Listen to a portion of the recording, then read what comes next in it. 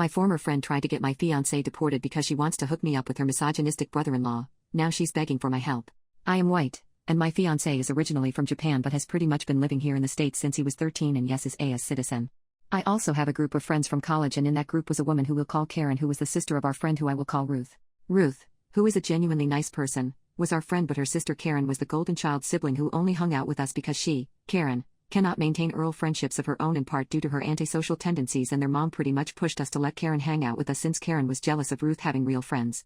We only tolerated Karen because of Ruth, who also didn't really want Karen hanging out with us. When Ruth moved here to the Northeast for college from Mississippi, Karen also followed her, and their mom pushed Ruth to let Karen stay with her. Unlike the five of us, Karen did not go to college with us, scoffed at the idea of higher education, and the only things she knew were what she saw online or whatever her boyfriend of the day was into. Over the years, since gradually became more and more hateful towards the LGBT, Jews, and immigrants, thus we kind of started distancing ourselves from her after first noticing it around 2020 or so. Ruth unfortunately passed away in 2023 after a biking accident. Still, we continued to allow Karen to hang out with us because of pity, I guess. Still, a couple in our group outright cut her off after Ruth's passing, while the rest of us just tried to gradually distance her, hoping she'd get the message or get bored and stop trying to contact us.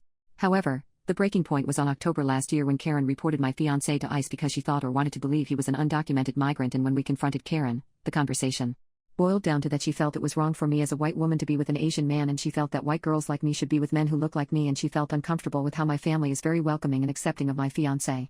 I come from a very liberal, upper-middle-class family, and we'd often take my fiancé on family outings, be it at our family's vacation home in Lake Champlain or sailing to Block Island on my grandpa's yacht. That said, Karen felt that someone of my status should be with someone who looked like me, saying that my fiancé didn't deserve my family, and that she plainly said she wanted my fiancé deported so she could try to hook me up with the brother of her then boyfriend.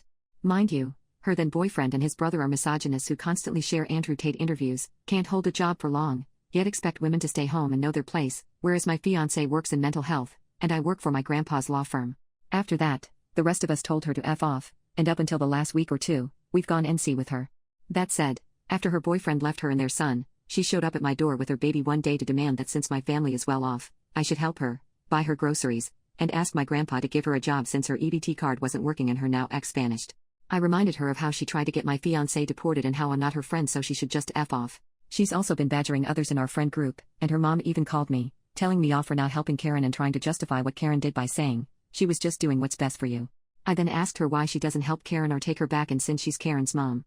The mom said that her new boyfriend doesn't like having Karen or her other kids around. I reminded Karen's mom that Ruth was our friend but Karen is not, and we have no obligations to Karen.